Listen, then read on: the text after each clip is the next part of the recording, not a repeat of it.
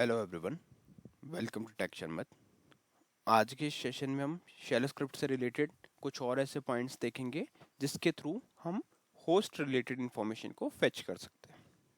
ठीक है, इस सेशन में जो तीन को रिलेटेड इंफॉर्मेशन है उनको अपन एक साथ ही देख रहे हैं। ठीक है, जो होस्ट से रिलेटेड ही है। जैसे हम देखेंगे कि अगर हमारे को होस्ट नेम निकालना है तो कैसे निकलेगा, होस्ट आईडी कैसे आएगी और होस्ट का टाइप कैसे पता चलेगा। तीनों बहुत ही इंपॉर्टेंट चीज़ है। प्रोजेक्ट में काफ़ी टाइम आपको होस्ट आईडी पता होनी चाहिए और होस्ट नेम पता होना चाहिए, साथ में होस्ट टाइप भी पता होना चाहिए, है ना। तो इस तरह का कोई भी सिनेरियो अगर आपके पास प्रोजेक्ट के लिए आता है तो आपको ये सेशन हेल्पफुल रहेगा। इसमें हम ऑलरेडी डिस्कस कर चुके होंगे तब तक जब तक आप वो सिनेरियो इनकाउंटर करोगे कि कैसे इन चीज़ों को यूज़ में लिया जाता है। ठीक है, तो अभी मैं आपको फटाफट से दिखाता हूँ। प्रैक्टिकली अपन डायरेक्टली करते हैं और फिर देखते हैं चीज़ों को। तो यहाँ पे अपन करेंगे वर्क एल एन के, एंटर।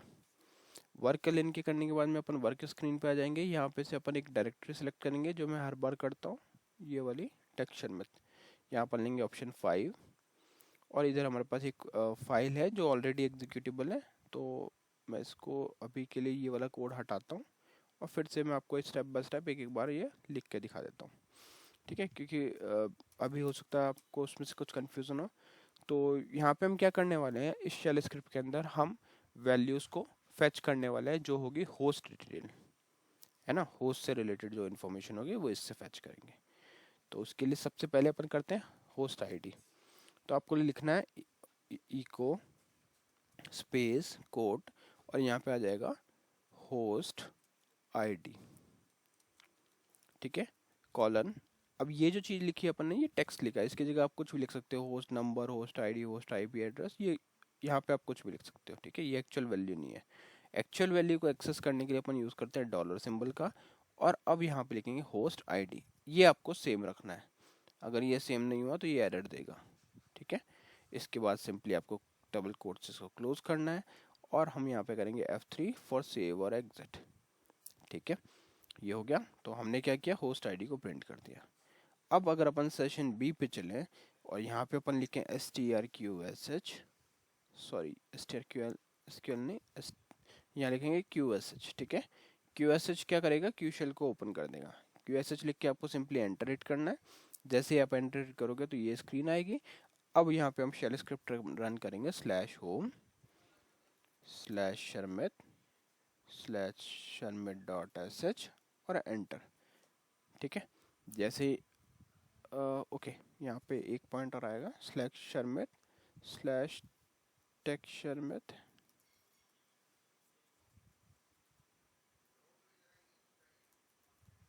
और फिर sharmit.sh। इतना करने के बाद अपन करेंगे एंटर।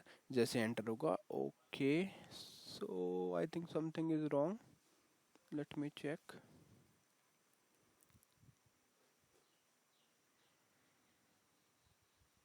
हमने डॉलर सिंबल यूज़ किया है, 1 मिनट। ओके, हाँ, उसमें हमने एक इशू कर दिया था, हमने इसको स्मॉल केस में लिखा था। अभी मैंने क्या किया, जस्ट इसको चेंज कर दिया कैपिटल लेटर्स में, होस्ट आईडी। ठीक है, ये आपको एज इट इज़ रखना है। इतना करने के बाद में सिंपली आपको F3 करना है सेव और एग्जिट के लिए। और अब सेशन बी पे इस स्क्रिप्ट को मैं फिर से रन करके दिखाता हूँ। देखो यहाँ पे मैंने ट्राई किया था जब ये प्रिंट कर दिया। तो अभी अपन इसको प्रिंट कर रहे हैं /home/sharmit/टेक्सचरमिट को एंटर करते हैं। तो यहाँ पे होस्ट आईडी क्या आ गया, 185.113.5.134। ठीक है, तो ये अपना होस्ट आईपी एड्रेस आ गया जिसके ऊपर अपना सर्वर रन कर रहा है। ठीक है, तो ये तो हमें पता है कि एक बहुत ही इंपॉर्टेंट है आईपी एड्रेस, है ना। आईपी एड्रेस जब भी आपको फाइंड आउट करना है तो आप सीधा ये निकाल सकते हो होस्ट आईडी और फिर उसको प्रिंट करके देख सकते हो। ठीक है, अब क्वेश्चन आता है कि अगर हमारे को होस्ट नेम भी पता करना हो तब वो कैसे होगा। तो उसके लिए भी अपन स्क्रिप्ट में थोड़ा चेंज करते हैं। यहाँ पे मैं ऐड करता हूँ एक और लाइन। ठीक है, यहाँ पे कुछ ब्लैंक लाइन ऐड कर लेते हैं। अब यहाँ पे अपन लिखेंगे इको कॉलन और यहाँ आ जाएगा होस्ट नेम कॉलन और इधर भी कैपिटल में लिखेंगे होस्ट नेम।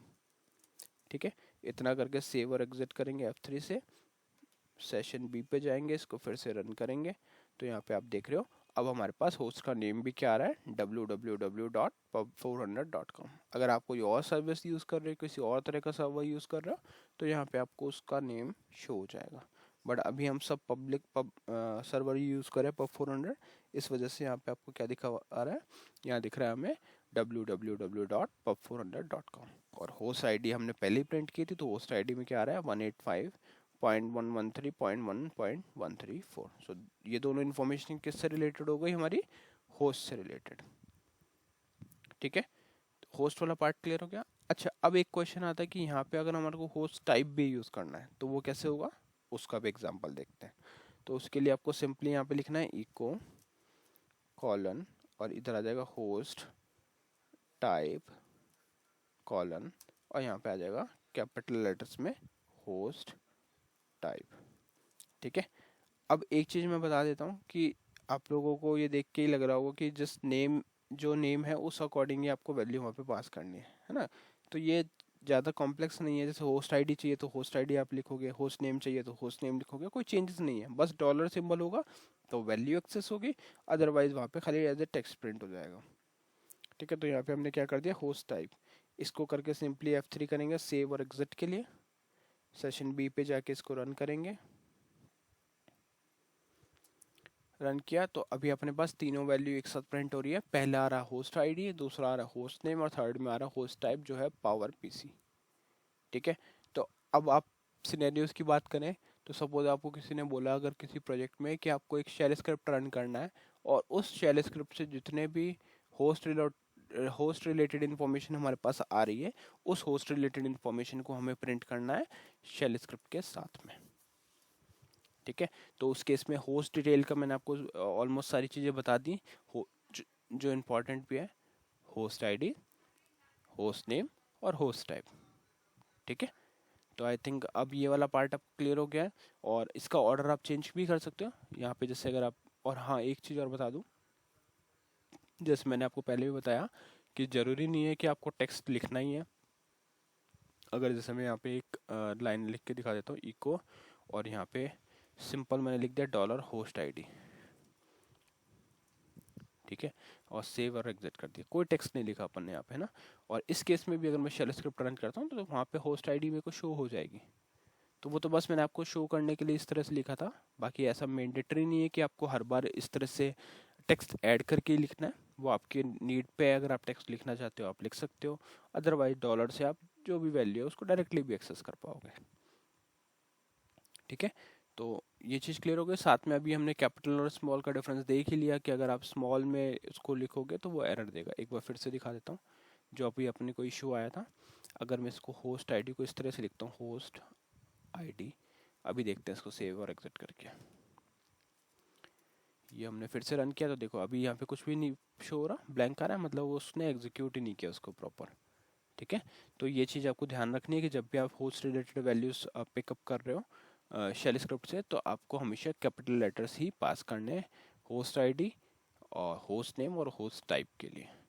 ठीक है, तो I think shell script wise अब हम बिल्कुल हमारे को चीज़ें क्लियर हो चुकी है। तो अब मैं फटाफट से आपको दिखा देता हूँ कि अगर कभी ये चीज़ आपको शेल स्क्रिप्ट से रन CL प्रोग्राम से रन करनी है तो वो कैसे करेंगे। तो उसके लिए एक ऑलरेडी प्रोग्राम है जो हमारा यहाँ पे लिखा हुआ है, running shell script using CL। तो यहाँ पे आपको DCL लिख के F4 लेना है, वेरिएबल का नेम, टाइप, स्टोरेज और लेंथ पास करनी है। बेसिक्स अपन बहुत बार डिस्कस कर चुके हैं, इसलिए मैं हमेशा आपको CL प्रोग्राम थोड़ा फास्ट वे में बताता हूँ।